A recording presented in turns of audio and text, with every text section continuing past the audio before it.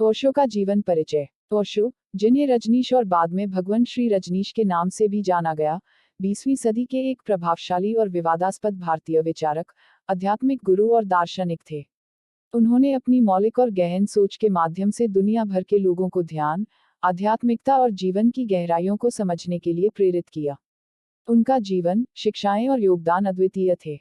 ओशो का जन्म 11 दिसंबर 1931 को मध्य प्रदेश के कुछवाड़ा गांव में हुआ था। उनका मूल नाम चंद्रमोहन जैन था। वे अपने माता पिता की 11वीं संतान थे और एक संपन्न जैन परिवार में पैदा हुए। बचपन से ही ओशो अत्यंत तीव्र बुद्धि और प्रश्न पूछने की प्रवृत्ति के लिए जाने जाते थे। उन्हें परंपरागत धार्मिक मान्यताओं और रीति रिवाजों पर सवाल उठाने में कोई हिचकिचाहट नहीं थी। उन्होंने अपनी प्रारंभिक शिक्षा गाडरवारा में पूरी की और उसके बाद जबलपुर में उच्च शिक्षा प्राप्त की। बचपन में ही उनकी दादी ने उन्हें स्वतंत्र और निर्भीक जीवन जीने के लिए प्रेरित किया। उनका तर्क और सोच हमेशा से ही परंपरागत विचारों से परे था। ओशो ने जबलपुर विश्वविद्यालय से दर्शन शास्त्र, फिलॉसफी में स्नातक किया और बाद में सागर विश्वविद्यालय से स्नातकोत्तर की उपाधि प्राप्त की। वे पढ़ाई में हमेशा उत्कृष्ट रहे और अपने तर्कों से शिक्षकों और सहपाठियों को प्रभावित करते थे। स्नातक की पढ़ाई के दौरान वे अतीव धार्मिक और आध्यात्मिक प्रश्नों के उत्तर खोजने में लग गए। उन्होंने कई ग्रंथों और पुस्तकों का गहन अध्ययन किया और विभिन्न धार्मिक और दार्शनिक विचारधाराओं का विश्लेषण किया। स्नातकोत्तर शिक्षा पूरी करने के बाद ओशो ने जबलपुर में एक कॉलेज में प्रोफेसर के रूप में काम करना शुरू किया।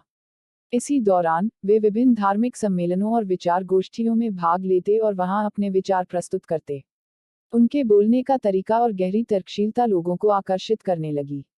1953 में 21 वर्ष की आयु में उन्होंने आध्यात्मिक ज्ञान की प्राप्ति का अनुभव किया।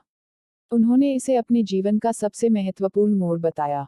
इसके बाद उन्होंने एक ध्यान शिक्षक और आध्यात्मिक गुरु के रूप में अपना जीवन समर्पित कर दिया।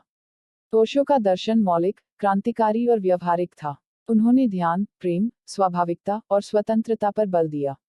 वे मानवीय चेतना की गहराइयों तक पहुंचने के लिए ध्यान को सबसे महत्वपूर्ण साधन मानते थे। उनकी शिक्षाओं में मुख्यतः निम्नलिखित विचार प्रमुख थे। 1. ध्यान, मेडिटेशन। ओशो के अनुसार ध्यान कोई धार्मिक अभ्यास नहीं, बल्कि मनुष्य की चेतना को जागृत करने का साधन है।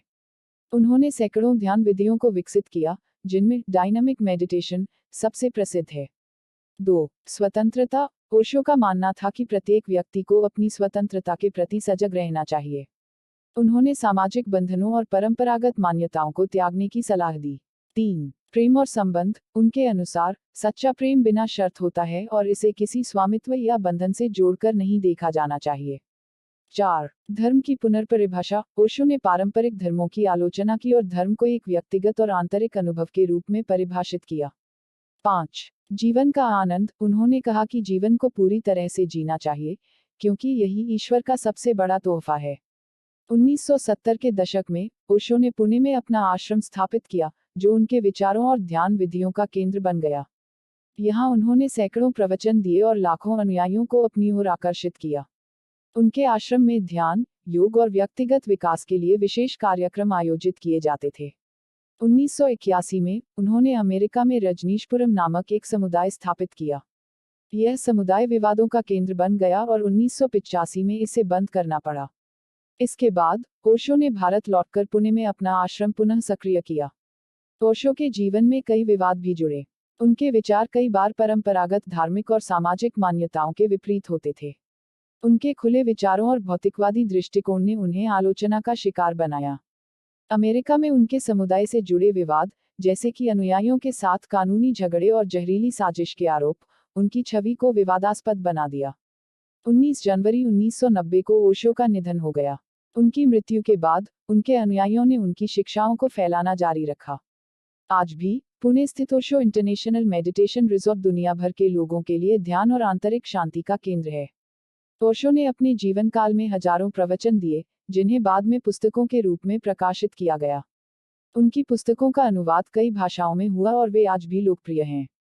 उनके विचारों ने न केवल भारत में बल्कि पश्चिमी देशों में भी लोगों को गहराई से प्रभावित किया। ओशो एक ऐसे आध्यात्मिक गुरु थे, जिन्होंने लोगों को स्वयं के भीतर झांकने और जीवन को गहराई से समझने के लिए प्रेरित किया। उनकी शिक्षाएं आज भी प्रासंगिक हैं और उनकी ध्यान विधियां लाखों लोगों के जीवन को बदल रही हैं। चाहे वे विवादों के केंद्र में रहे हों या प्रेरणा के स्रोत, ओशो का योगदान और प्रभाव अमिट है।